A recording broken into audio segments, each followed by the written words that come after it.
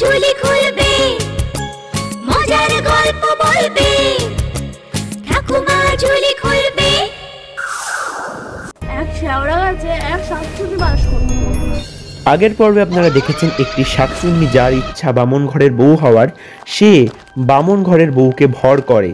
তারপর কি হলো দেখুন।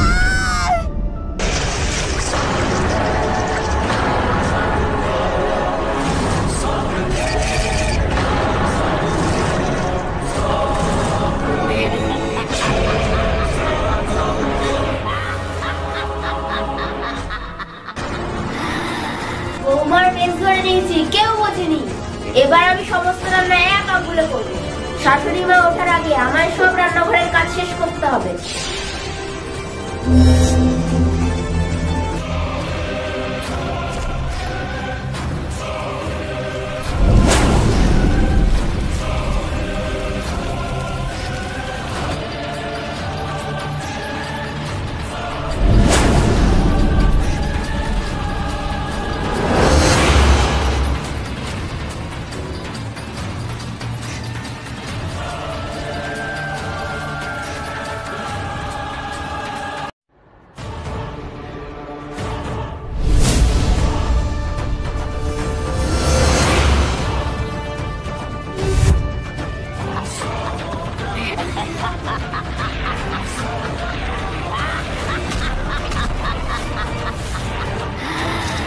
বৌমা, তুমি এত রান্না সকাল সকাল করেছো? হ্যাঁ মা, করে কুটনো কাটতে বেলা ফুরিয়ে যেত। আজকে কি হলো? অনেক কিছুই হয় মা, সেটা বোঝা যায় না। নিন মা, আপনি তাড়াতাড়ি খাওয়াটা শুরু করুন।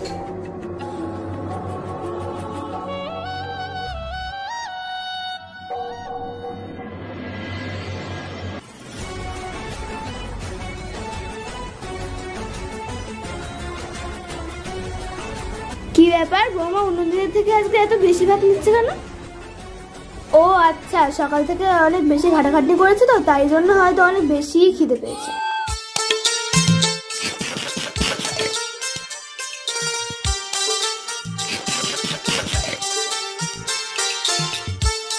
বৌমা, ডালটা খুব ভালো হয়েছে। যদি একটু লেবু হতো না, পুরো জমে যেত। লেবু খাবেন? দাঁড়ান, লেবু খাবেন?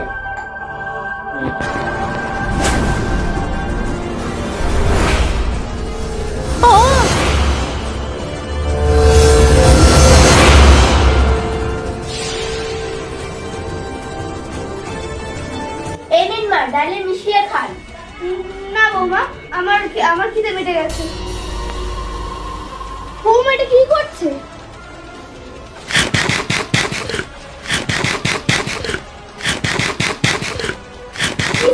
নিশ্চয়ই বৌমাকে শাকচুন্নিতে ধরেছে। আমাকে এক্ষুনি শাশু বাবার কাছে যেতেই হবে।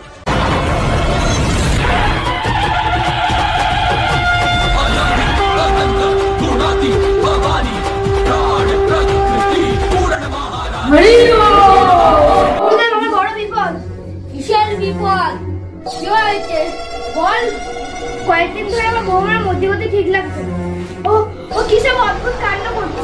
গুরুদেব, আপনি শীঘ্রই কিছু একটা করুন। তাহলে চলো তোমার বৌমার কাছে। হলুদ পোড়া সরষে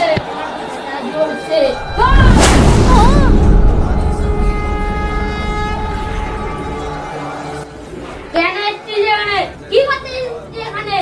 সত্যি কথা বল, তুই এখনই। আমি এখানে সংসার করতে এসেছি। আমার ইচ্ছা বউ হওয়া। তুই একজনের সংসার তছনছ করলি, এবার তোকে বিনাশ করতেই হবে। তোকে আমি বন্দি করবো। পারবে না, আমি আবার বউ। তবে দেখ,